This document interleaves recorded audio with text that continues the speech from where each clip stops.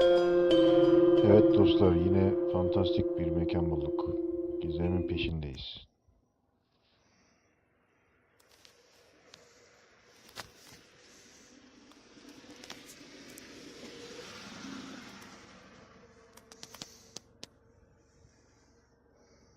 Buraya girilir mi ya? Hı. Çöker mi lan bura? Yok Ali abi bir şey olmaz ya girer mi?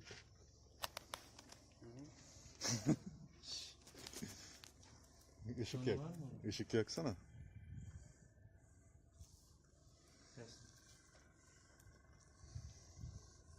Vallahi yedi yani abi bunun sonu yok ya. Gider mi?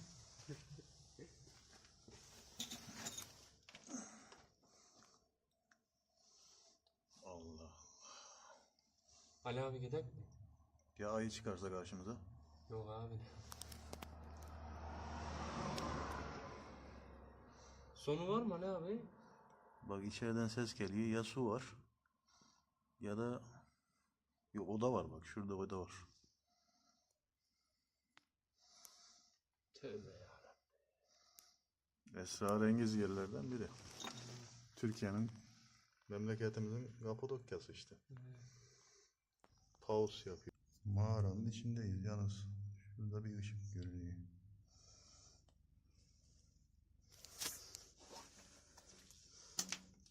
Oo, su çok fazla.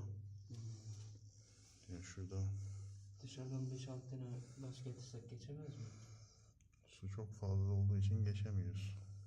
Taşları ben getirsem sen koysan getirsek.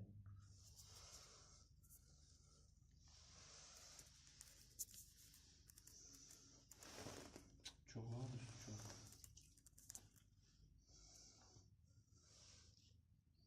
Sonu ya orası abi. Lan bunu nasıl geçmişler abi?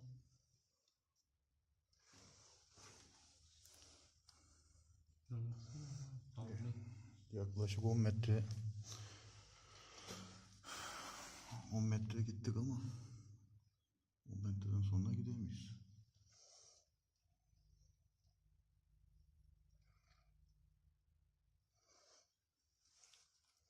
Yerde fena bir su var baksana. Çok. İleride de mi?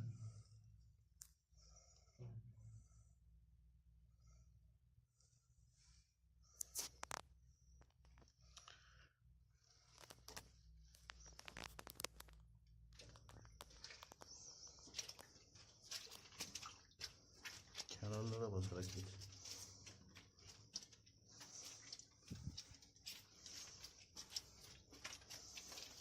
Şu açı iyi herhalde.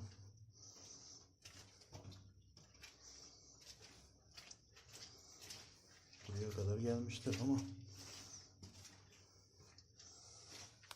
burada ana kaya. Şurası şöyle kare şeklinde.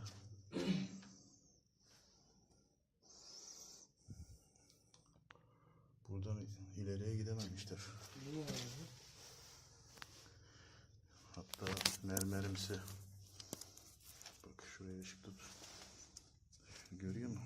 Buz mu ne bu? Bor madeni. Ne abi? Bor, kuvars. Kuvars dediğimiz maden var ya. Aslında bu altının ana damarı. Şu eğer bunun damarı varsa O da vardır diyor. o da vardır ama bilmiyorum onun öyle mi? Yukarıya doğru yoklamışlar. Şurada şöyle bir cep var.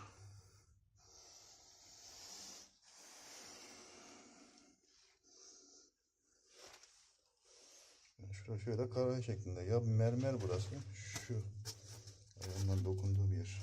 Ya mermer.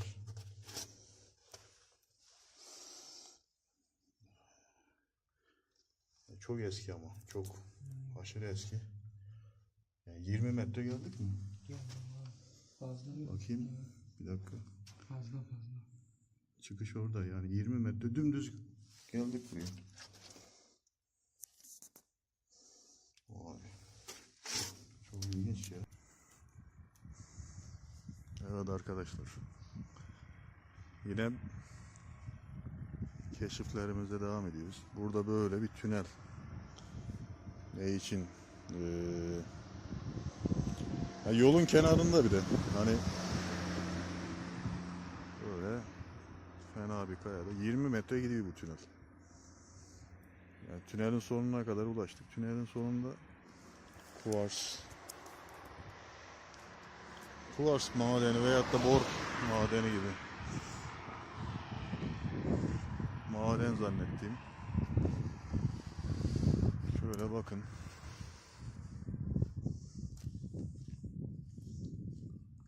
Çimento renginde bir toprak, kaya. Sadece burada ama bu çimento rengindeki kayalar. Şöyle göstereyim. Buralar çimento rengi değil, bakın bir de şurada var. Diğer bölge her yer sarı. Sarı toprak. Şurada ilginç bir yer var. Şöyle bir zoom yapayım. Belki yapısal kalıntılar olabilir. Şöyle. Şurada sanki bir Horasan mı desem. Çıkıp da bakacağım oraya da. Şimdi pause yapıyorum.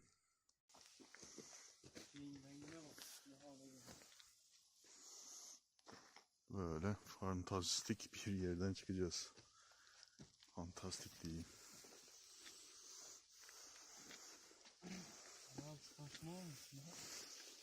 Ne bu? İşte şu şekilde taşlar. Şimdi bir pause yapacağım. Şuraya ağacın arkasına çıktığımda tekrardan açarım.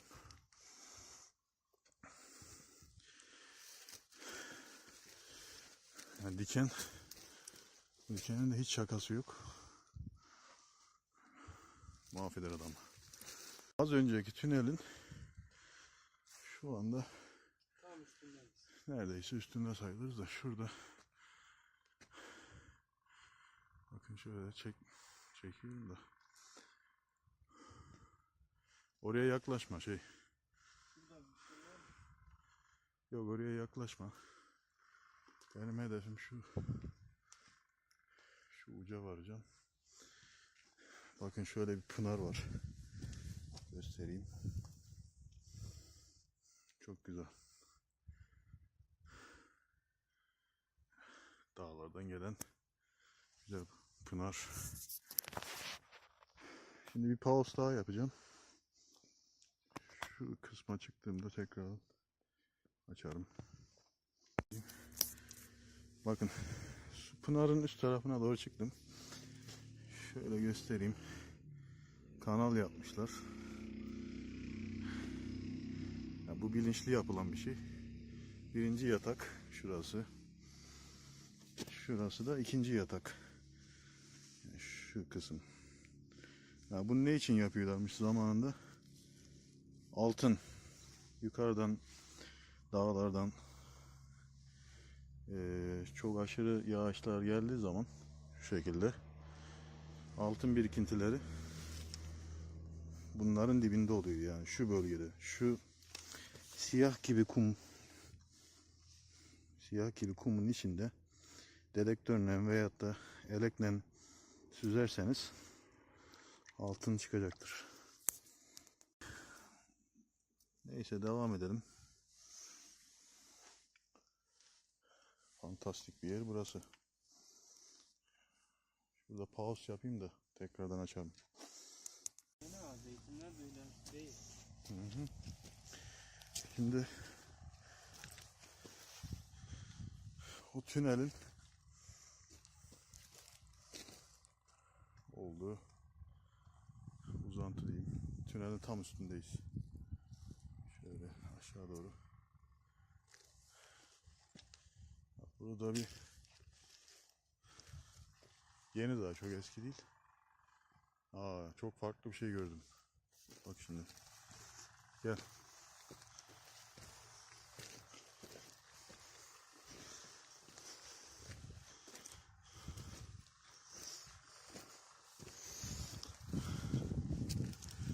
bizim keşif yapacağımız bölge bura değil ama bir şey beni buraya çekti. Git dedi, bu tarafa git. Şu anda zirvedeyiz tam. Evet. Bölge bakir değil. Şöyle göstereyim ben. Dikkatimi çeken. İşte şu karşı. Evet, orada bir giriş var. Tam karşında giriş var bak.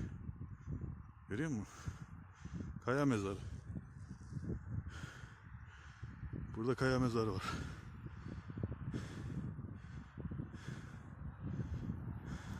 Nerede abi? Bak. Arkadaşlar tam tünelin şu anda üzerindeyim. Zirvedeyiz. Rüzgar var biraz da. Şu karşı. Oraya ulaşma şansımız şu anda yok. Çünkü yeni yağmur yeni yedi burası. Bir de göz önünde olan bir yer ama tabii bizim maksadımız keşfetmek. Yani şurası zaten bir Kapadokya görüntüsü var. Yani bunun devamı var. Şöyle parmağımla göstereyim. Şu tepenin arka tarafında bundan daha fantastik Kapadokya görünümlü yerler var. Biz oraya gidecektik ama bu tünel dikkatimizi çekince buraya yöneldik. Karşıda da bir giriş olduğunu görüyorsunuz. İyi ki de gelmişiz. Evet, zoom yapıyorum. Net çıkabiliyorum bilmiyorum da. Bölge bakir değil.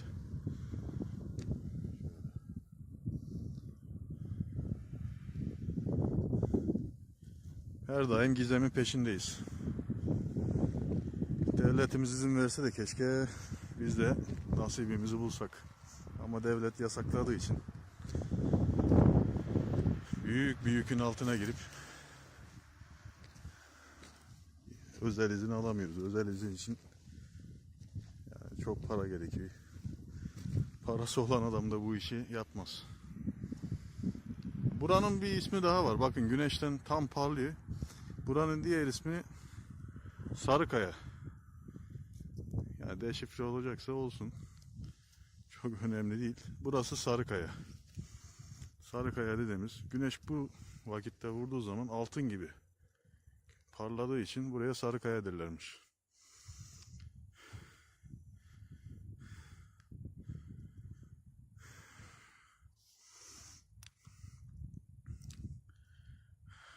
Bugünlük bu kadar.